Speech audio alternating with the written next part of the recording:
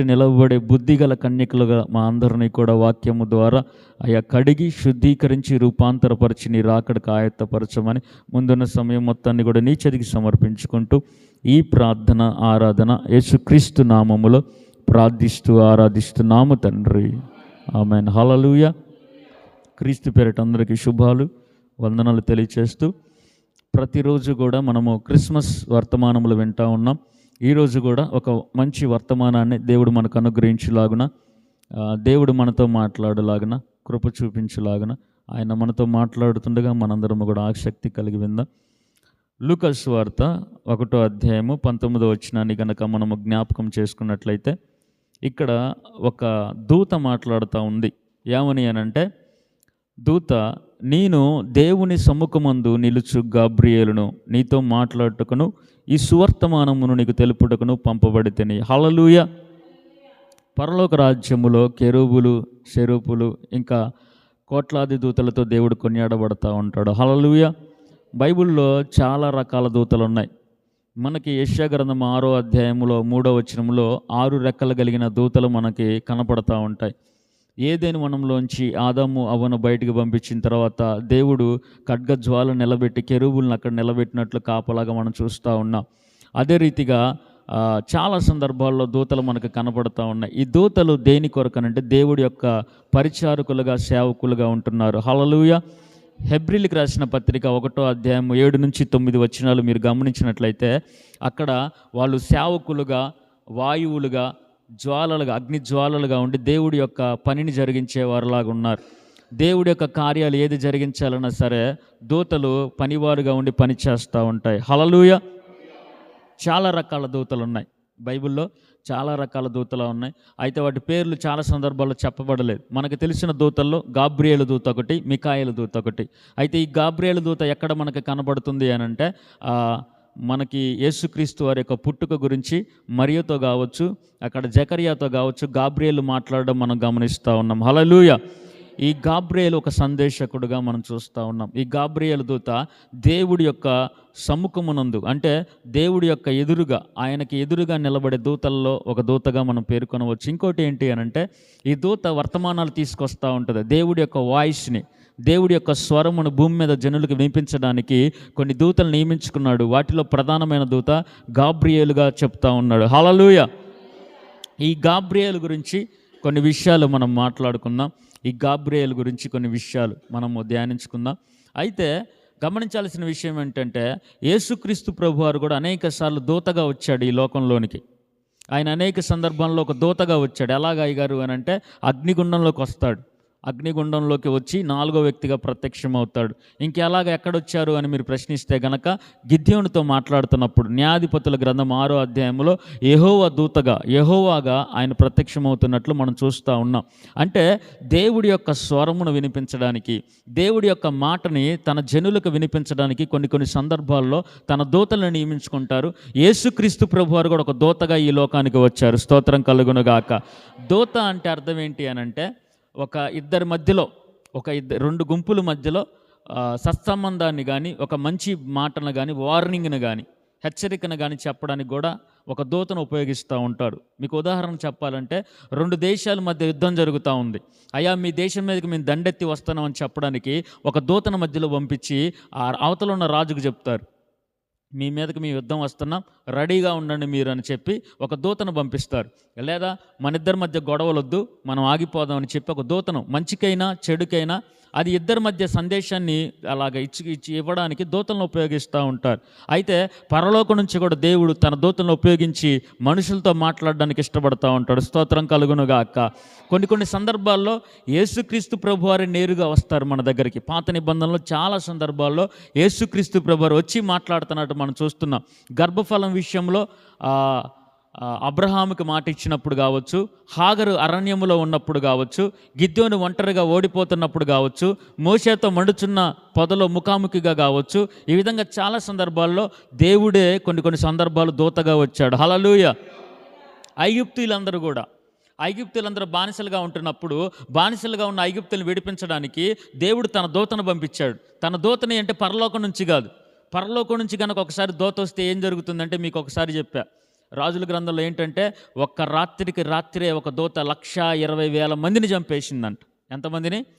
ఆ దూత చాలా ఎత్తుగా ఉంటుంది, దాని ఖడ్గము, దాని ఆయుధం ఎలాగుంటుందంటే, దూతల యొక్క ఆయుధాలు ఎట్లా ఉంటాయంటే దాన్ని కత్తి పట్టుకుంటే కనుక ఆకాశాన్ని భూమికి ఆనుకుంటుందంట, పెద్ద ఖడ్గం ఉంటుందంట. ఆ దూతల ముందు ఎవరు మనుషులు నిలబడలేరు. కాబట్టి ఈ ఐగుప్తీల చెరలో నుంచి, ఐగుప్తుల బానిసత్వం నుంచి ఇజ్రాయెల్ నడిపించడానికి దేవదూతలను దేవుడు పంపలేదు, కానీ ఒక దూతను పంపించాడు. ఆ దూత మోషే అయి ఉన్నాడు. స్తోత్రం కలుగునుగాక. మోషేని తన దూతగా, తన ప్రతినిధిగా పంపించి ఆ ఐగుప్తీలందరినీ కూడా విడిపించినట్లు మనం చూస్తూ ఉన్నాం. ఇక్కడ ప్రజలందరికీ కలగబోవు శుభవార్త, యేసుక్రీస్తు ప్రభువారు ఈ లోకానికి రాబోతా ఉన్నాడు. ఆమేన్. ప్రపంచ మానవాళికి విడుదల. ఆనాడు ఏదైనా వనములో ఆదాము చేసిన పాపానికి ప్రతిఫలముగా, ప్రాయశ్చిత్తముగా, పాప ప్రతిహారంగా, పాపానికి ప్రక్షాళన గావిస్తూ దేవుడు ఈ లోకానికి రావడానికి ఆదాము మొదలుకొని మనకి తర్వాత పుట్టబోయే తరం వారికి కూడా వాళ్ళందరినీ విడిపించడానికి దేవుడు ఈ లోకానికి రాబోతున్నాడు. హల్లెలూయా. అట్టి చక్కటి శుభవార్త, ఆ సువార్త చెప్పడానికి దేవుడు గాబ్రియేలు అనే ఒక దూతను ఎన్నుకున్నాడండి. స్తోత్రం కలుగునుగాక. ఆమేన్. అగ్నిగుండంలోకి వచ్చినప్పుడు దేవుడు నేరుగా వచ్చాడు. గిద్యోని దగ్గరికి వచ్చినప్పుడు, లేదా కొంతమంది ప్రవక్తలతో మాట్లాడడానికి వచ్చినప్పుడు దేవుడు తను కొన్ని సందర్భాల్లో వచ్చాడు. కానీ ఒక మంచి వార్త, ఈ లోకానికి అంతటికీ కూడా ఒక శుభవార్త, ఒక పండగ ఈ లోకానికి తీసుకురావడానికి గాబ్రియేలు అనే ఒక దూతను వాడుకున్నాడు. స్తోత్రం కలుగునుగాక. ఈ గాబ్రియేలు అనే మాటకు అర్థం ఏంటి అని అంటే, యెహోవా నా బలము. చెప్పండి, ఏంటిది అర్థము? గాబ్రియేలు అంటే అర్థం ఏంటంటే యెహోవా నా బలము అని అర్థము. అయితే ఈ గాబ్రియేలు పాత నిబంధనలో ఒక చోట కనపడతాడు. దానియేలు గ్రంథము 9-10 అధ్యాయాలు. 10వ అధ్యాయాన్ని కనుక మనం గమనించినట్లయితే దానియేలు 21 రోజులు ఉపవాసం ఉంటాడు. అన్నపానములు మానేసి స్నానాలకు కూడా దూరంగా ఉండి దేవుడి దగ్గర మొరపెడతా ఉంటాడు. కొన్ని దర్శనముల కోసం మొరపెడతా ఉంటాడు. అప్పుడు గాబ్రియేలు దూత భూమి మీదకి వస్తూ ఉంటుంటే సైతాను గడు అడ్డగిస్తాడు. హల్లెలూయా. అప్పుడు చెప్పబడింది గాబ్రియేలు పేరు. తర్వాత మళ్ళా ఈ లూకాసు వార్త 1వ అధ్యాయంలో జకర్యాకి కనపడతాడు. ఆమేన్. ఈ గాబ్రియేలు, చెప్పండి, ఈ గాబ్రియేలు దేవుడి యొక్క స్వరమును వినిపించే దూతగా ఉన్నది. ఆమేన్.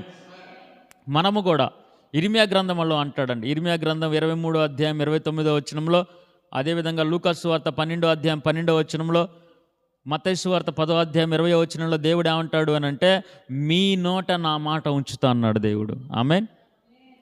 దూత నోట ఎవరి మాట ఉంచాడు? దేవుడు మాట ఉంచి ఈ లోకం మొత్తానికి కూడా ఒక శుభవార్త కలగబోతా ఉంది. ఒక శుభవార్త మీకు చెప్తా ఉన్నాను. రక్షకుడు మీ కొరకు పుట్టబోతున్నాడు. హల్లెలూయా. దేవుని మాట దూత నోట పెట్టాడు. కానీ ఇప్పుడు మన జీవితంలో దేవుడు ఏం చేయాలనుకుంటున్నాడంటే మనల్ని ఒక దూతలుగా వాడుకోవాలనుకుంటున్నాడు. స్తోత్రం కలుగునుగాక. మన నోట ఆయన మాట పెట్టాలని ఇష్టపడతా ఉన్నాడు. ఆమేన్. ఈ గాబ్రియేలు దూత వచ్చి ఏం చెప్తుందంటే, జకర్యా ప్రార్థన చేస్తూ ఉంటాడు. మనం నిన్న ధ్యానించుకున్నాం జకర్యా ఎలిజబెత్ గురించి. వాళ్ళు వృద్ధాప్యం ముందు ఉంటూ కూడా దేవుని విడిచిపెట్టకుండా, గర్భఫలం లేనప్పటికీ, వృద్ధాప్యంలో ఉంటున్నప్పటికీ, దేవుడి కార్యాలు కనపడనప్పటికీ కూడా దేవుణ్ణి విడిచిపెట్టకుండా సాగిపోయారు వారి జీవితంలో. హల్లెలూయా. అటువంటి తరుణంలో ఒకరోజు ప్రార్థన చేస్తూ ఉన్నారు. అందరూ కూడా, యాజకులందరూ కూడా బయట నిలబడ్డారు. ఈయన కూడా లోన ప్రార్థన చేస్తూ ఉంటుంటే ప్రభుదూత కనపడినట్లు మనం చూస్తూ ఉన్నాం. ఆమేన్. చూడండి, 10వ వచనంలో ప్రభుదూత కనపడి, 11వ వచనంలో ప్రభుదూత కనపడి, 12వ వచనంలో మాట్లాడుతూ ఉన్నాడు. ఏమని అంటే, ఈ దూత జకర్యాతో మాట్లాడుతూ ఉన్నాడు. నేను చెప్పాను కదా, దేవుడి మాట దూత నోట పెట్టాడు. ఈరోజు ఆ మాటలేంటో మనం తెలుసుకుందాం. మనము కూడా దేవుడు ప్రతినిధులుగా మార్చబడాలి. స్తోత్రం కలుగునుగాక. దేవుడు మాటని అనేక మందికి వినిపించే రీతిగా మనం ఉండాలి. స్తోత్రం కలుగునుగాక. మనకు స్వరాన్ని దేవుడు ఎందుకు ఇచ్చాడు అంటే మన స్వరముతో ఇతరులను ఆదరించాలి, ఇతరులను బలపరచాలి. కృంగిన వారిని, నిరాశలో ఉన్నవారిని, మోడుబారిన జీవితాన్ని కలిగి ఉన్నవారిని, కుటుంబంలో కార్యములు జరక్క ఓడిపోతున్న వారిని మన స్వరము ద్వారా, మన మాట ద్వారా నిరాశ అయిపోతూ కృంగిపోతున్న వారిని బలపరచాలి మన మాట ద్వారా. స్తోత్రం కలుగునుగాక. ఇక్కడ ఈ దూత కనపడి మాట్లాడుతూ ఉన్నది ఏమని అంటే, జకర్యా నువ్వు భయపడకు, నీ ప్రార్థన వినబడనది. స్తోత్రం కలుగునుగాక. ఏమని చెప్తుందంట, జకర్యా నువ్వు భయపడమాకు, నీ ప్రార్థన వినబడింది. ఈరోజు నువ్వు కూడా దేవుడు ప్రతినిధిగా ఉంటూ ఎవరైతే వివాహాలు జరగకుండా, కుటుంబంలో కార్యము జరగకుండా బాధల్లో ఉన్నారో, సమస్యల్లో ఉన్నారో, శ్రమల్లో ఉన్నారో వాళ్ళకి నీ మాట ఆదరణగా మార్చబడాలి. హల్లెలూయా. నీ మాట ఒక కేడముగా మార్చబడాలి. నీ మాట ఆశ్రయదుర్గముగా మార్చబడాలి. పరలోకం నుంచి ఒక దూత కిందకి దిగి వచ్చి చెప్తా ఉంది, నీ ప్రార్థన వినిపించబడింది అని. ఈరోజు నువ్వు కూడా చెప్పగలగాలి, అమ్మా నీ ప్రార్థన నెరవేర్చబడుతుంది, స్తోత్రం కలుగునుగాక.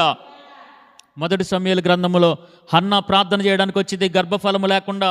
అయ్యా, అందరికీ పక్కనున్న వాళ్ళందరికీ గర్భఫలం వస్తుంది కానీ నా కడుపు పండడం లేదు, ఇదిగో నా బ్రతుకు మోడు బారిపోయింది, అందరూ నన్ను గొడ్రాలంటున్నారు, చూసిన వాళ్ళందరూ కూడా హేళన చేస్తున్నారు, నా పరిస్థితి ఇదేయా అని చెప్పి దేవుడి మందిరంలో నిలబడి ప్రార్థన చేస్తున్నప్పుడు సేవకుడైన ఏలీ వచ్చి అంటాడు, అమ్మా నీ ప్రార్థన వినబడింది, ఖచ్చితంగా నీ ప్రార్థన నెరవేర్చబడుతుంది అని చెప్పి ఏలీ మాట్లాడాడు. స్తోత్రం కలుగునుగాక.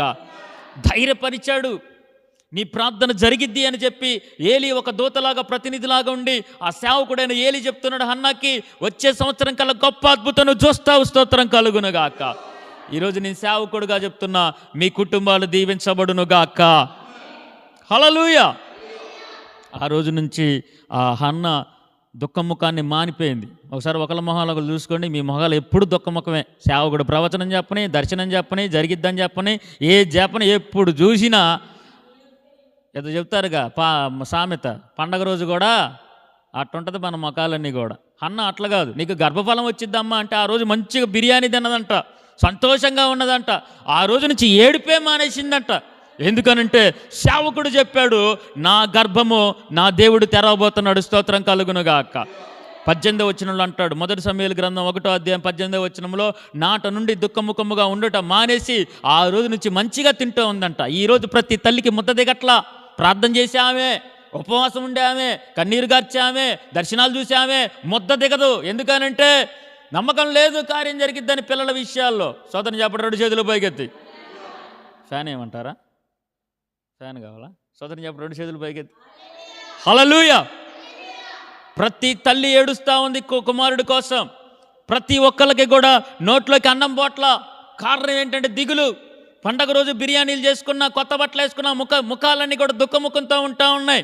కానీ ఏలీ చెప్తున్నాడు, హన్నా దుఃఖము మాన్పబడుతుంది అని. హల్లెలూయా. ఇక్కడ ఈ గాబ్రియేలు దూత కూడా చెప్తా ఉన్నాడు, నీ మాట, నీ ప్రార్థన దేవుడు ఆలకిస్తున్నాడు, స్తోత్రం కలుగునుగాక. చెప్పండి, పరలోకపు దేవుడి పాదాల దగ్గరికి, దేవుడి చెవుల దగ్గరికి నీ ప్రార్థన వినబడింది. ఆమెన్. ఆ దూత చెప్పినప్పుడు జకరియా నమ్మలేకపోయాడు. అవునా, ఇన్ని సంవత్సరాలు అవుతుంది నాకు గర్భఫలం లేక అని చెప్పి నమ్మలేకపోయాడు. దేవుడి కార్యాలు నమ్మలా ఆయన. వెంటనే మోగోడైపోయాడు, మాటలు రావట్లేదు. చూడండి, దేవుడి కార్యాలు రాకపోతే, దేవుడి కార్యాలు మనం నమ్మకపోతే ఆశీర్వాదాలు ఎలా పొందుకుంటాం? నిత్యము కూడా దేవుడి సన్నిధిలో అనేక వేల మంది కోసం ప్రార్థన చేస్తూ, అనేక మంది జీవితాలు నిలబెట్టుకుంటూ, అనేక మంది జీవితాల్లో కార్యాలు జరిగిస్తున్న సేవకుడే దేవుడు మాటను అంగీకరించకపోతే ఇంకా విశ్వాసుల పరిస్థితి ఏంటి? నేనంటున్నా, నువ్వే నమ్మకపోతే ఇంకా అన్యులు ఎలా నమ్ముతారు? నువ్వే దేవుడి కార్యాలు నమ్మలేకపోతుంటే, కార్యం జరిగిద్దామా అని సేవకుడు ప్రవచిస్తున్నప్పుడు నమ్ముట నీ వలనైతే, సేవకుడు ఆదరణగా మాటలు చెప్తున్నప్పుడు, సేవకుడు ధైర్యంగా మాటలు చెప్తున్నప్పుడు, సేవకుడు నీ కుటుంబాన్ని కడతాడు దేవుడు అని చెప్తున్నప్పుడు నువ్వు నమ్మకపోతే ఇంకా బయట వాళ్ళు ఎలా నమ్ముతారు? కాబట్టి గాబ్రియేలు దూత వచ్చి చెప్తా ఉన్నది ఏంటి అనంటే, నీ ప్రార్థన వినపడింది, భయపడకు. ఈరోజు సేవకుడుగా నేను చెప్తా ఉన్నాను, ఆయన స్వరం ఎత్తి, నువ్వు భయపడకు, నీ పిల్లల జీవితాల్లో నా దేవుడు గొప్ప కార్యాలు చేయబోతా ఉన్నాడు.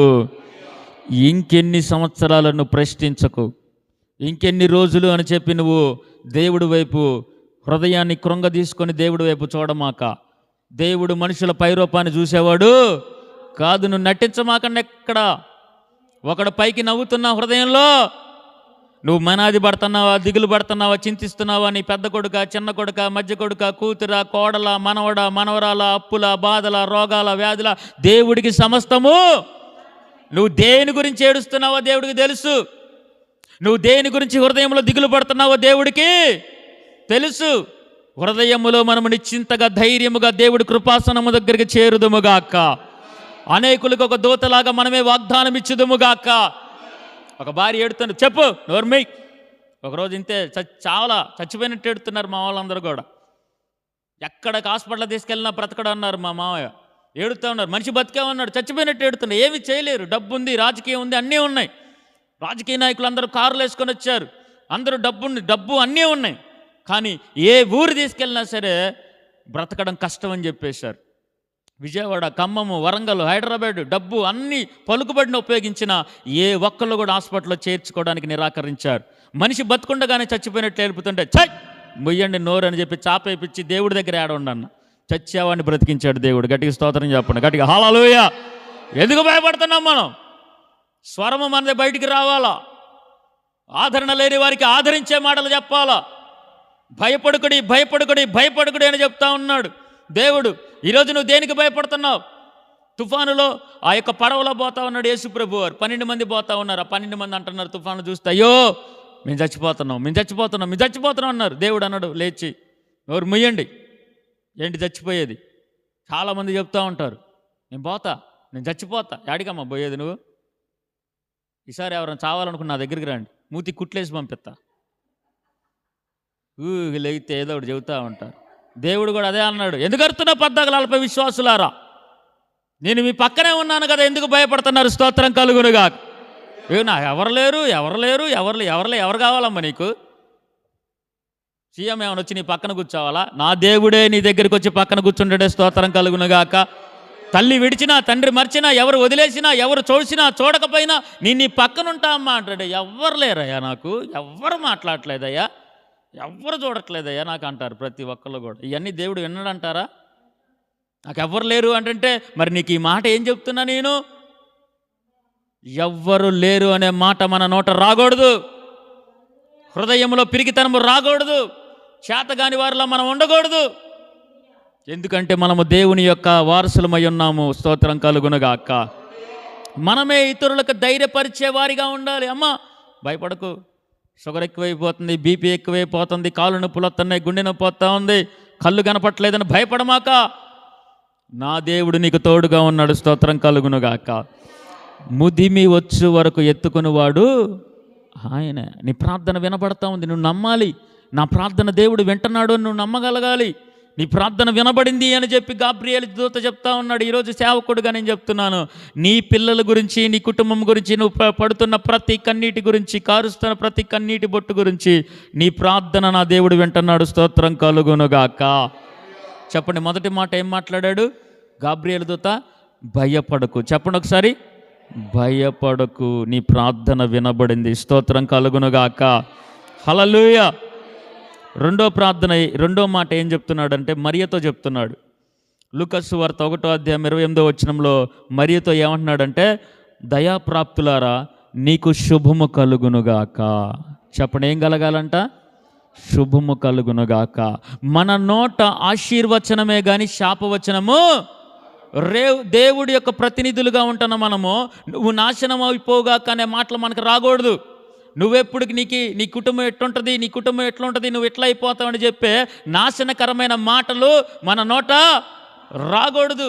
చాలామంది అంటారు, అందరికీ వస్తుంది కానీ నీకు రావట్లేదే అంటారు కొంతమంది. అందరికీ వస్తుంది కానీ నాకు రావట్లేదు అంటారు కొంతమంది. నువ్వెప్పుడు నీకేమైద్దని అంటారు కొంతమంది. దేవుడు వాక్యం సెలవిస్తూ ఉంది. పేతురు రాసిన మొదటి పత్రిక 3వ అధ్యాయం 9-10 వచనాల్లో, ఆశీర్వచనమే నువ్వు పలకాలు కానీ శాపవచనములు నీ నోట రాకూడదు. ఇక జరగదు అనే పదం నీ నోట రాకూడదు. ఇక అవ్వదు అనే పదం నీ నోట రాకూడదు. నా కుటుంబం ఇంతే, నా బతుకింతే, నా జీవితం ఇంతే అనే పదాలు నీ నోట. చాలామంది ఓడిపోవడానికి కారణం ఏంటో తెలుసా? స్తోత్రం చెప్ప, 2 చేతుల పైకెత్తి. నాలుక అనండి ఒకసారి. జీవమరణములు ఎవరి వశం ఏమున్నదంట? నీ నోట్లోనే ఉంది. కొంతమంది అంటారు నాలుకల మీద మచ్చ ఉందని. నీ నాలుక మీద ఉందేమో చూసుకో. దేవుడి బిడ్డలు అంటే జరుగుతాయి, జాగ్రత్త. దేవుణ్ణి కలిగి ఉన్నవారు ఏదైనా మాట్లాడుతుంటే జాగ్రత్త. నువ్వు జరగదేమో అంటే అది దేవుడు ఆమేనంటే సైతానుగాడు ఆమేన్ అనడానికి రెడీగా ఉంటాడు వాడు. నువ్వేదైనా చెడుగా మాట్లాడినా, ఏదైనా శాపవచనం పెట్టినా సైతానుగాడు వెంటనే అక్కడ నిలబడి ఆమేన్ అనడానికి కూడా రెడీగా ఉంటాడు. అందుకే ఎవరి కీడు నువ్వు కోరుకోవద్దు, ఎవరి చావు నువ్వు కోరుకోవద్దు, ఎవరి నాశనం నువ్వు కోరుకోవద్దు. నీ నోట ఆశీర్వచనమే రావాలి. స్తోత్రం కలుగునుగా. చాలామంది ప్రార్థనకు వచ్చే వాళ్ళందరూ కూడా యవనస్తులు చూస్తే ఏమంటారంటే, వాడు మారడు. ఏం మాటలయ్యి? వాళ్ళు మారరని నువ్వే చెప్తున్నావు. ఎవరు మారినా మా ఊరు మారదని నువ్వే చెప్తా ఉన్నావు. వాళ్ళకి మారరు అని చెప్పి నీ నోటితో నువ్వు పలుకుతా ఉన్నావు. జీవ మరణములు ఖచ్చితంగా నా దేవుడు మారుస్తాడు. స్తోత్రం కలుగునుగాక. దొంగలను మార్చిన దేవుడు, నరహంతకులను మార్చిన దేవుడు, వ్యభిచారులను మార్చిన దేవుడు, తాగుబోతులను మార్చిన దేవుడు, భయంకరమైన ఉగ్రవాదుల్ని మార్చిన దేవుడు. నక్సలైట్లు మారారండి, మారారా లేదా? తీవ్రవాదులు మారారా లేదా? నరహంతకులు మారారా లేదా? భయంకరమైన త్రాగుబోతులు, వ్యభిచారులు మారారా లేదా? దేవుడికి అసాధ్యమంటూ ఏది? ఏ కుటుంబానికైనా శుభము కలుగునుగా కానీ నీ నోట రావాలి. ఏ పాడైపోతున్న యవనస్తురాలను చూసి ఏమో బతికింతేనే రాకూడదు. ఈవికి శుభము కలగాలి అని చెప్పి నీ నోట రావాలండి. వీళ్ళ కుటుంబం కట్టబడిద్ది అని చెప్పే శుభవచనం నీ నోటి నుంచి రావాలి. భార్య భర్తలు విడిపోతుంటే శుభవచనం నీ నోటి నుంచి రావాలి.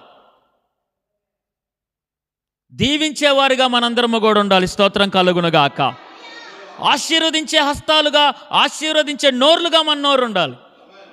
ఇప్పటికి నేను చాలామంది ఉంటాయి, అయ్యగారు ఆమె నోరు తెరిస్తే ఎట్ట మాట్లాడిద్దో తెలుసా? ఎందుకు అలా కనిపించుకోవడం? మనం ఆమె మాట్లాడితే ఎలా మాట్లాడిద్దో తెలుసా ఇళ్లలో అని చెప్పి మన సాక్ష్యాలు బయట వారి నోట వినపడుతున్నాయి అనంటే, శాపవచనాలు మన నోటి నుంచి వస్తున్నాయి అనంటే, ఇంత ప్రార్థన చేస్తుంటే ఇక్కడేమో హల్లెలూయా స్తుతి మహిమ అంటున్నావు, అక్కడికి పోయి ఏమో అనరాని మాటలు అంటూ ఉంటున్నావు. ఒకే జలములో నుంచి, జీవజలము ఒకే నోటిలోంచి. చెప్పండి, దేవుడు ఏమంటున్నాడు? మంచినీరు చెడ్డ నీరు ఒకే దాంట్లోంచి వస్తుందా? ఆశీర్వచనము శాపవచనం ఒక నోటి నుంచి రావచ్చా? ఇదే నోటి నుంచి నువ్వు దేవుణ్ణి ఆరాధిస్తున్నావు. ఇదే నోటి నుంచి దేవుడి పోలికగా ఉన్న నీ పిల్లల్ని, దేవుడి పోలికగా ఉన్న నీ భర్తని, దేవుడి పోలికగా ఉన్న నీ కుటుంబ సభ్యుల్ని, దేవుడి పోలికగా ఉన్న నీ బజార్లో వాళ్ళని యవనస్తుల్ని నువ్వు చెప్పిస్తూ ఉన్నావు. మన నోట గాబ్రియేలు నోట నుంచి ఆశీర్వచనం వచ్చినట్లు, దీవెన వచనం వచ్చినట్లు, శుభవచనం వచ్చినట్లు మన నోటి నుంచి శుభవచనములే రావాలి. స్తోత్రం కలుగునుగా. అందుకే ఎవరైనా నన్ను తిట్టారనుకోండి, మనస్సుల్లో కూడా నాకు కోపం రాకుండా నేను జాగ్రత్త పడుతూ ఉంటాను. ఎందుకంటే సేవకులం, తొందరపడి ఎవరిని మీద కోపపడితే శాపాల మీదకి వస్తాయి. తొందరపడి మా మనసులో ఏంటి వీళ్ళని ఎట్టన్నారని చెప్పి మేము మనసులో కనుక పగబెట్టుకున్నామంటే దేవుడు ఉగ్రత వస్తుంది. నేను అంటున్నా, మీరు కూడా దేవుడు పిల్లలుగా ఉండి మీరు బాధపడితే అవతలోళ్ళకి దీవెన కాదు, మీరు కృంగిపోతే అవతలోళ్ళకి దీవెన కాదు. నేను ఎట్టన్నారయ్యా వాళ్ళు ఎట్లా అన్నారంటే దేవుడు పగ మీదకి వస్తుందేమో, అట్లా రానిమాకండి. మనసులో కూడా మోసే అడ్డుగా నిలబడినట్లు నిలబడాలి. స్తోత్రం కలుగునుగాక. మేకులు కొడుతున్నప్పుడు యేసు ప్రభువారు అంటున్నారు, తండ్రి వీరేమి చేయుచున్నారు. మనసులో కూడా శాపవచనాలు రాకూడదు. మనసులో కూడా ఎదుటి వారిని మనం శపించకూడదు. వీళ్ళు ఇలాగే ఉంటారు, వీరి జీవితాలు ఇలాగే ఉంటాయి, వీళ్ళకి పెళ్ళిళ్ళు కావు, ఉద్యోగాలు రావు అనే మాటలు మన నోట రాకూడదు. ఎందుకనంటే మనము దేవుని పోలికై ఉన్నాము. స్తోత్రం కలుగునుగాక. నీ మాటలే ఈ ఊరు దీవించబడకుండా ఇంకా అడ్డుపడుతున్నాయేమో జాగ్రత్త. ప్రార్థనా పరులకు మరి ముఖ్యంగా చెప్తున్నా ఉండ, అన్యుల కంటే తెలియదు, వాక్యం తెలియదు వాళ్ళకే. మరి ప్రార్థన చేస్తానే నీకు నాకు ఏమవుతా ఉంది? మన మాటలే ఇంకా మారకుండా చేస్తూ ఉందేమో, మన మాటలే వాళ్ళ యొక్క హృదయాలు కదిలించకుండా కారణమవుతా ఉన్నాయేమో. జీవ మరణములు, జీవం అన్నాడు ఒకసారి, నేనే మార్గము సత్యము జీవం. వాళ్ళలో జీవం కలగకుండా ఉండడానికి నీ నోరే కారణమవుతుందేమో. వాళ్ళ హృదయాల్లో జీవమైన యేసు ప్రభువారు పుట్టకుండా నీ నోరే కారణమవుతుందేమో. కాబట్టి మనందరము కూడా గాబ్రియేలు దూత శుభవచనం పలికింది, మనము కూడా శుభము పలికేవారులాగా ఉందుముగాక. ప్రతి కుటుంబాన్ని దీవిస్తూ ప్రార్థన చేయదుముగాక. కొంతమంది అయితే ప్రార్థనలోనే తిట్టేస్తుంటారు, ప్రార్థనలోనే ఏడుస్తారు, ప్రార్థనలోనే పగబడతారు. అదేందో అర్థం కాదు. కొడితే కొట్టిండు, కొడుకో భర్త కొడితే కొట్టిండు, ఇక ప్రార్థనలు ఏడుచుకుని నన్ను కొట్టిండయ్యా, నన్ను తిట్టిండయ్యా, నన్ను ఎల్లగొట్టిండా, ఇట్లా అంటే ఎట్లా వస్తుంది వాళ్ళకి దీవెన? యేసు ప్రభు గారికి మాదిరికరమ కాదు మనము. మనందరము కూడా శుభవచనములు పలికేవారిగా ఉందముగాక. తర్వాత ఆయన అంటున్నాడు, ప్రభువు నీకు తోడై ఉన్నాడు. ఆమెన్. మొదటిది, నీ ప్రార్థన వినపడింది, మనం అనేక మందిని ఆదరించాలి, ఏం కాదమ్మా నీ కుటుంబం బాగుపడుతుందని. రెండోది, శుభవచనములు మనం పలకాలి. మూడోది అంటా ఉన్నాడు గాబ్రియేలు దూత, ప్రభువు నీకు తోడే ఉన్నాడు. స్తోత్రం కలుగునుగాక. ఎవరైనా హాస్పిటల్లో ఉన్నారనుకోండి, ఏం చెప్పాలి? ఎవరైనా మంచం మీద ఉంటే ఏం చెప్పాలి? ఆదరించాలి. దేవుడు నీకు తోడుగా ఉన్నాడు. ఇంకా ఉన్నారా వీళ్ళు పోలేదా అనేది కాకుండా వాళ్ళ దగ్గరికి పోయి, అయ్యా దేవుడు నీకు తోడుగా ఉన్నాడు అని చెప్పగలగాలి. శత్రువుల కోసం దేవుడు ప్రార్థన చేయమన్నాడు, శత్రువులను ప్రేమించమన్నాడు, హింసించు వారి కొరకు ప్రార్థన చేయి. నీకు తెలిసిన వాళ్ళు ఎవరైనా మంచం మీద ఉన్నారా? నీకు తెలిసిన వాళ్ళు ఎవరైనా హాస్పిటల్లో ఉన్నారా? నీకు తెలిసిన వాళ్ళు ఎవరైనా అనారోగ్యంతో ఉన్నారా? వాళ్ళ దగ్గరికి పోయి చెప్పు, ప్రభువు నీకు తోడుగా ఉన్నాడు, స్తోత్రం కలుగునుగాక. ఎవరైనా ఓడిపోయి ఉన్నారా? ఎవరైనా చేతగాకున్నారా? నీ మాట వాళ్ళని ఆదరించాలి. ఆమెన్. అమ్మ భయపడకు, ప్రభువు నీకు తోడుగా ఉన్నాడు. యోసేపుకి జైలులో తోడుగా ఉన్నాడు దేవుడు. ఆమెన్. ఎస్తేరుకు అనాథగా ఉన్నాడు దేవుడు, తోడుగా ఉన్నాడు దేవుడు, స్తోత్రం కలుగునుగాక. ఆమెన్. అగ్నిగుండంలో షద్రక్ మెషక్ అబేద్నెగోలకు తోడుగా ఉన్నాడు దేవుడు, స్తోత్రం కలుగునుగాక. సింహాల గుహలో దానియేలుకు తోడుగా ఉన్నాడు దేవుడు, స్తోత్రం కలుగునుగాక. నీకు కూడా నీ ఓటమిలో, నీ నిందల్లో, నీ అవమానాల్లో, నీ కష్ట నష్టాల్లో, నీ వ్యాధి బాధల్లో, నీకున్న ప్రతి స్థితిలో నా దేవుడు తోడుగా ఉంటాడని చెప్పి నీ నోట నుంచి అనేక మందికి మాట రావాలి, స్తోత్రం కలుగునగాక. ఏం కాదు, బాధపడద్దు, ఏం కాదు, భయపడద్దు, దేవుడు నీకు తోడుగా ఉన్నాడనే మాట మన నోట రావాలి. ఆమెన్. చివరిగా ఇంకొక మాట చెప్తాడండి. ఏంటి అనంటే, నీవు కృప పొందితివి. చెప్పండి ఒకసారి, నీవు కృప పొందితివి. ఈ ప్రపంచంలో ఉన్న ప్రతి మానవుడు కూడా దేవుడు కృపను పొందుకున్నాడు. రోమిలికి రాసిన పత్రిక 6వ అధ్యాయం చివరి వచనం, రోమిలికి రాసిన పత్రిక 6వ అధ్యాయం చివరి వచనంలో దేవుడు ఏమంటాడంటే, ఎక్కడ పాపము ఆవరించి ఉన్నదో దేవుడు కృప అక్కడ అపరిమితముగా ఉన్నది, స్తోత్రం కలుగునుగాక. దేవుడు ప్రేమ ఎక్కడ ఉన్నదంట? ఎవరి కోసం ఆయన ఈ లోకానికి వచ్చాడు? చెప్పండి, ఎవరి కోసం ఈ లోకానికి వచ్చాడు? చెప్పండి, పాపుల కోసం. ఎస్. ఎవరి కోసం వచ్చాడు? నీ కోసం కాదు. చెప్పండి, నా కోసం కాదన్నాడు ఒకసారి. మనం కూడా ఆ బ్యాచ్లండి, మనం ఇక్కడ దేవుళ్ళలోకి వచ్చాం, స్తోత్రం కలుగునుగాక. ఇటు చూడండి, నా వైపు చూడండి. 100 మంది నీతిమంతుల కంటే చెప్పాలి, ఎవరి కోసం దేవుడు ఎక్కువ చూస్తున్నాడు? తప్పిపోయిన గొర్రె కోసం దేవుడు ఏం చేశాడు? నేను నశించిన దాన్ని వెతికి రక్షించడానికి ఈ లోకానికి వచ్చాను. పాపుల కోసమే నా ప్రాణాన్ని. చెప్పండి, గుళ్ళో కూర్చున్న మీకోసమా? బల్ల దగ్గర కూర్చున్నోళ్ళకా? చెట్టు దగ్గర కూర్చున్న వాళ్ళకా? కొట్టు దగ్గర ఉన్న వాళ్ళకా? లోకంలో జీవిస్తున్న వాళ్ళకా? ఎవరి కోసం వచ్చాడు ఆయన ఈ లోకానికి?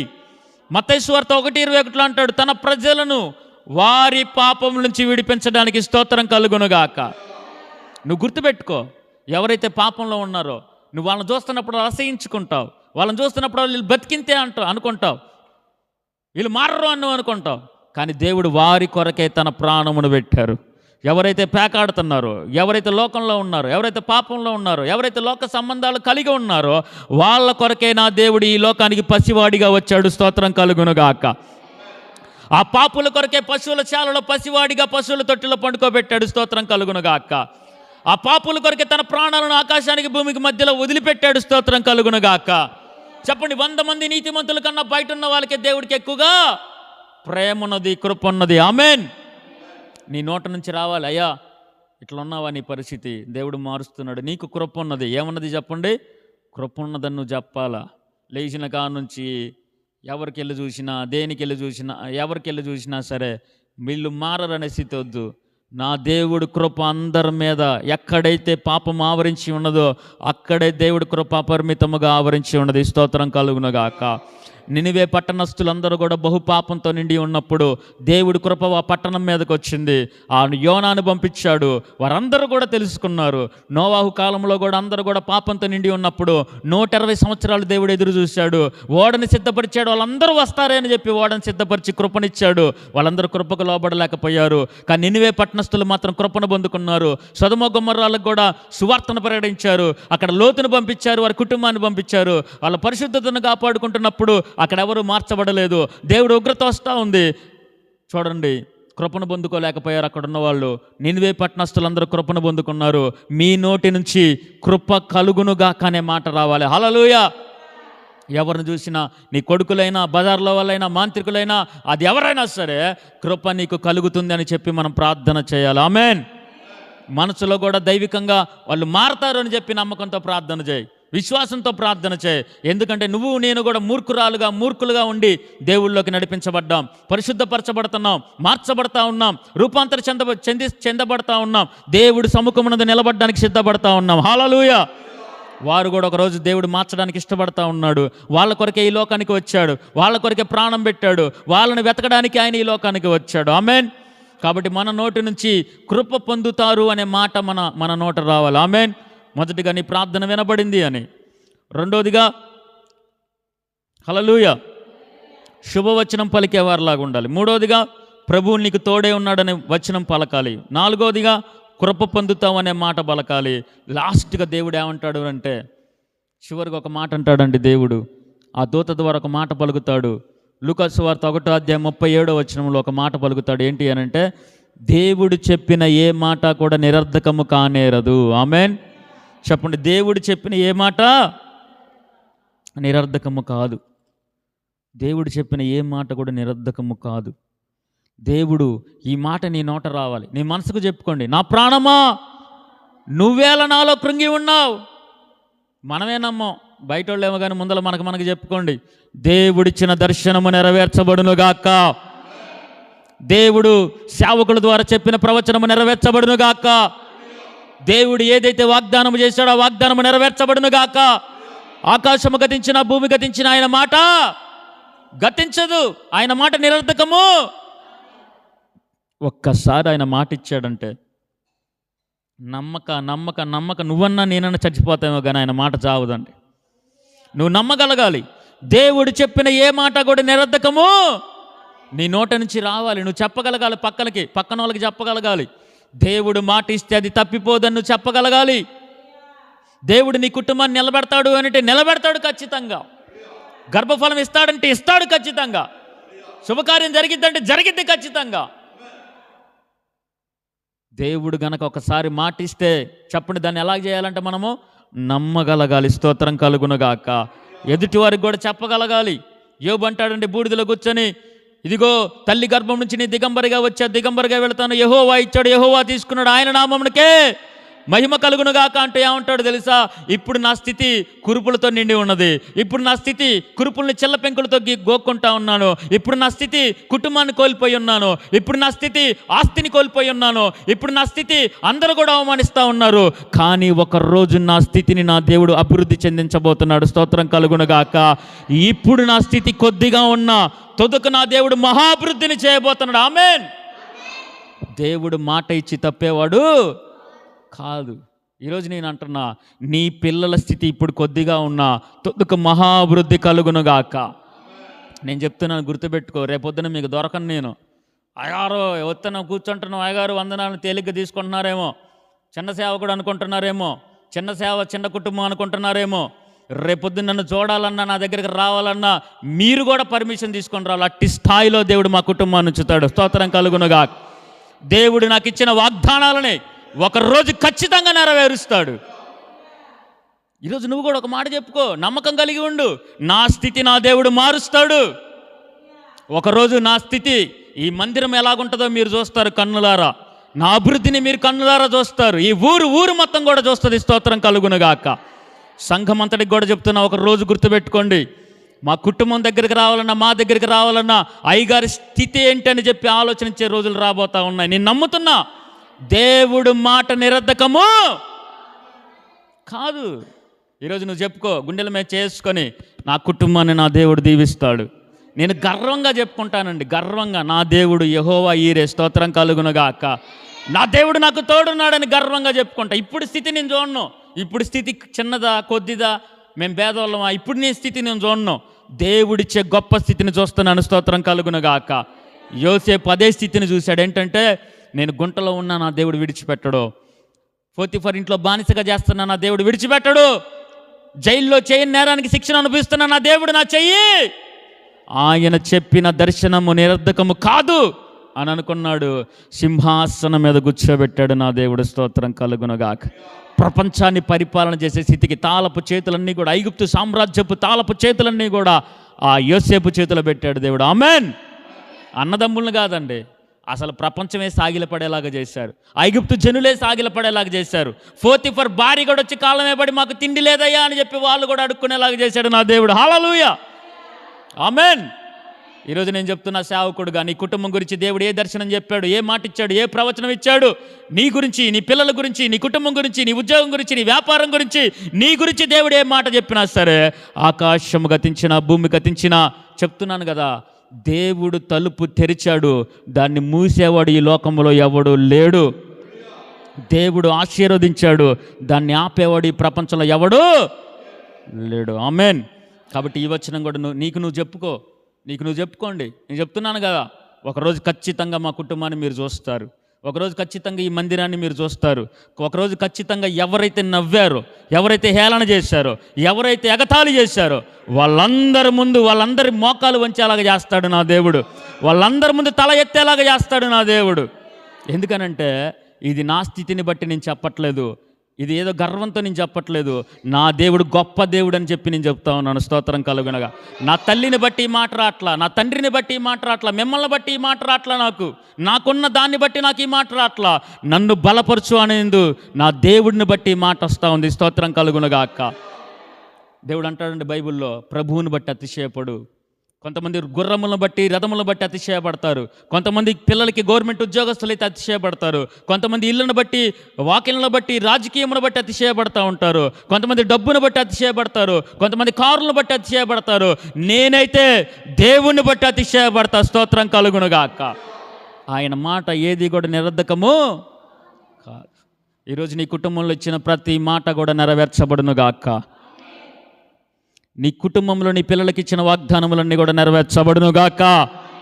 నీకొచ్చిన ప్రతి దర్శనము కూడా నెరవేర్చబడునుగాక. సేవకుడు ఇచ్చినటువంటి ప్రతి వాగ్దానము, ప్రతి ప్రవచనము కూడా నెరవేర్చబడునుగాక. నిశ్చయముగా నువ్వు కన్నులారా నీ కుటుంబ ఆశీర్వాదములు మీరు చూచుదురుగాక. జరగని వివాహ శుభకార్యములు జరుగునుగాక. ముయ్యబడిన గర్భఫలాలు యేసు నామములో తెరవబడునుగాక. అనారోగ్యంతో ఉన్నవారు లేవనెత్తబడుదురుగాక. లేచి నిలబడదాం, ప్రార్థన చేసుకుందాం ఒకసారి. దేవా, ఈ మాటల్ని జ్ఞాపకం చేసుకోండి. మాట ఇచ్చి తప్పేవాళ్ళు కాదు మీరు. ఒక గబ్రియేలు దూత వలె మమ్మల్ని మార్చండి. చెప్పండి దేవుడితో, దేవా, గబ్రియేలు దూత చెప్తా ఉన్నాడు, శుభవచనాలు పలుకుతా ఉన్నాడు, ప్రభు నీకు తోడుగా ఉంటా అంటున్నాడు, కృప పొందితే అంటా ఉన్నాడు, ప్రార్థన అంగీకరించబడింది అని చెప్తా ఉన్నాడు. ఆయన మాట ఏది కూడా తప్పిపోదని చెప్తా ఉన్నాడు. ఈరోజు మమ్మల్ని కూడా ఒక దూతల్లా మార్చాయా. మాలో కూడా నమ్మకాన్ని కలుగొచ్చాయి, మాలో కూడా విశ్వాసాన్ని కలుగొచ్చాయి. చెప్పండి ఒకసారి, హల్లెలూయా, హల్లెలూయా. మాలో అప్పక నమ్మకాన్ని తీసేయి దేవా. మాలో శాపవచనాలు కొట్టి మాట్లాడే నోరులను తీసేయి. నువ్వేం మాట్లాడుతున్నావో నీ భార్యకు తెలుసు, నువ్వేం మాట్లాడుతున్నావో నీ భర్తకు తెలుసు, నువ్వేం మాట్లాడుతున్నావో నీ పిల్లలకు తెలుసు, నువ్వు ఎలా మాట్లాడుతున్నావో నీ శాపవచనాలన్నీ నీ వీధిలో వాళ్ళకి తెలుసు. నువ్వు నటించకు. ఈ రోజు నుంచి గాబ్రియేలు దూత వలె శుభవచనములు మనం పలుకుదుముగాక. ఇతరుల నుంచి ఆదరించే వారిలాగా మనం ఉందుముగాక. ఇతరుల యొక్క మేలు మనం కోరుకుందుముగాక. ఇతరులకి మన నోట దేవుడి మాట వినిపించుదుముగాక. ఒక గాబ్రియేలు దూతలాగా మనందరము కూడా దేవుడి యొక్క సైన్యముగా, సమూహముగా, దేవుడి యొక్క వారసులుగా, దేవుడి యొక్క ప్రతినిధులుగా, దేవుడి యొక్క బిడ్డలుగా మనందరము కూడా నిలబడుదుముగాక. నీ కృపలో జ్ఞాపకం చేసుకుని మనకు ఒకసారి గుండెల మీద చేసుకుని, దేవా, విన్న వాక్యాన్ని మా హృదయంలో ముద్రించు దేవా. యేసుక్రీస్తు నామములో నీ ప్రార్థనలన్నీ కూడా ఆయనకు వినపడి ఉండగా ఆ కార్యములు జరుగునుగాక. మీ కుటుంబాలకు శుభము కలుగునుగాక. మీలో ఉన్న భయములన్నీ కూడా తీసివేయబడునుగాక. మీలో ఉన్న ప్రతి కాడి, అపవాది కాడి విర్రగొట్టబడునుగాక. ప్రభువు మీకు తోడుగా నిలబడునుగాక. ఆయన ఇచ్చిన వాగ్దానాలు, ప్రవచనాలు, దర్శనాలు నెరవేర్చబడునుగాక. తండ్రి, ఎందరైతే ఈ లైవ్లో వీక్షిస్తున్నారో, ఎందరైతే మైకు దంతనం ద్వారా ఎవరైతే వింటున్నారో, ఎవరైతే ఓడిపోయి ఉన్నారో, ఎవరైతే చేతగాకున్నారో, ఎవరైతే కన్నీటితో ఉన్నారో, ఎవరైతే మా బ్రతికెందుకు చచ్చిపోతే బాగుండు అనుకుంటున్నారో, ఎవరైతే నా కూతురు జీవితం ఏంటయ్యా అని చెప్పి నిరాశలో ఉన్నారో, ఎవరైతే నా కొడుకు జీవితం ఏంటని నిరాశలో ఉన్నారో, ఎవరైతే ఉద్యోగాలు లేకున్నారో, ఎవరైతే వివాహాలు జరగలేని స్థితిలో ఉన్నారో, ఎవరైతే కృంగిపోయి ఉన్నారో, ఎవరైతే ఎందుకు మా బతుకని చెప్పి నీరసించిపోయారో, వాళ్ళందరి జీవితాల్లో గొప్ప వెలుగు కలుగునుగాక. ఈ క్రిస్మస్ సంబరాల్లో, ఈ క్రిస్మస్ పండుగలో ప్రతి కుటుంబము కూడా దీవించబడునుగాక. ప్రతి కుటుంబము కూడా ఆశీర్వదించబడునుగాక. ప్రతి కుటుంబాలు కూడా లావనెత్తబడునుగాక. ప్రతి కుటుంబంలో కూడా సంపూర్ణమైన సంతోషము కలుగునుగాక. ఆయా శుభకార్యముల కోసం ఎదురు చూస్తున్న వారికి సంవత్సరాంతంలోని గొప్ప ద్వారములు తెరవబడునుగాక. గర్భఫలము లేని వారికి గర్భఫలాలు తెరవబడునుగాక. విడిపోయిన కుటుంబాలు గొప్ప ఆశ్చర్యకార్యాలు చూచుదురుగాక. అదే రీతిగా ప్రార్థన చేస్తూ ఉండగా నూతన గృహాల విషయాల్లో, ఉద్యోగాల విషయాల్లో అప్పుల బాధను తొలగిస్తూ, ఆర్థికంగా బలపరుస్తూ ఈ పండుగ డిసెంబర్ 25న జరుపుకోబోతుండగా ఈ నెలలో ప్రతి కుటుంబము ఆశీర్వదించబట్టకు, ప్రతి కుటుంబము దీవించబట్టకు, ప్రతి కుటుంబము కూడా ఆనందంగా, సంతోషంగా ఉంచబట్టకు ద్వారాలు తెరుస్తూ ప్రతి కన్నీరు కూడా నాట్యముగా మార్చబడునుగాక. దుఃఖ దినములు సమాప్తము చేయబడునుగాక. ఏకీభించిన ప్రతి ఒక్కరిని జ్ఞాపకం చేసుకోండి తండ్రి. ఇక్కడ సంఘంలో ఎవరైతే అందరి కొరకు ప్రార్థన చేశారో ఇక్కడ ఉన్న ప్రతి ఒక్కరిని వారి కుటుంబాలని చేతికి సమర్పిస్తున్నా. లైవ్లో ఎవరైతే వీక్షిస్తున్నారో వారిని వారి కుటుంబాలని చేతికి సమర్పిస్తుండగా మీ అందరి జీవితాల్లో మైక్ యంత్రం ద్వారా ఎవరైతే ఈ మాటలు ఇప్పుడు లైవ్లో ఎవరైతే వింటున్నారో మీ కుటుంబాలంతటినీ కూడా నా దేవుడు దీవించునుగాక. జరగని కార్యాలు జరిగించబడునుగాక. మీలో ఉన్న భయాలు కొట్టివేయబడునుగాక. మీ పిల్లల జీవితంలో ఆశ్చర్యకార్యాలు అద్భుతాలు జరుగునుగాక. ముయ్యబడిన తలుపులన్నీ కూడా తెరవబడునుగాక. అయ్యా మీరే కృప చూపించి సహాయం అనుగ్రహించమని. దూర ప్రాంతాల్లో ఎవరైతే ఉంటున్నారో, ఎవరైతే ప్రభు ఎలక్షన్స్ నిమిత్తం దూర ప్రాంతం బిడ్డలు వచ్చారో వాళ్ళ ప్రయాణమంతలో మీరు తోడుగా ఉన్నారు. మరి తిరిగి ప్రయాణం వెళ్తూ ఉంటుండగా బిడ్డలకు తోడు నీడ కాపుదల అనుగ్రహించమని, ఆపదల ప్రమాదాలు తప్పించమని, బస్సుల్లో వచ్చిన, ట్రైనుల్లో వచ్చిన, కారుల్లో వచ్చిన, బైకుల్లో వచ్చిన, ఏ విధంగా వచ్చిన అగ్ని ప్రాకారములకు కంచెవేయండి. దూర ప్రాంతాలు చదువుకుంటున్న బిడ్డల చుట్టూ, దేశ విదేశాల్లో, వేరే రాష్ట్రాల్లో, వేరే ప్రాంతాల్లో ఉంటున్న బిడ్డలు, వివాహం జరిగి కానీ, ఉద్యోగ నిమిత్తము కానీ, ఆయా చదువుల నిమిత్తం కానీ వేరే ప్రాంతాల్లో ఉంటున్న ప్రతి ఒక్కరి చుట్టూ కూడా అగ్ని ప్రాకారములకు కంచెవేయబడునుగాక. ఆపదలు తప్పించబడునుగాక. ప్రమాదములు తప్పించబడునుగాక. విపత్తుల నుంచి విడుదల కలుగునుగాక. దేవుడిచి సర్వాంగ కవచము ధరించుకొని ఇదిగో అగ్ని ప్రాకారములు కంచెవేయబడునుగాక.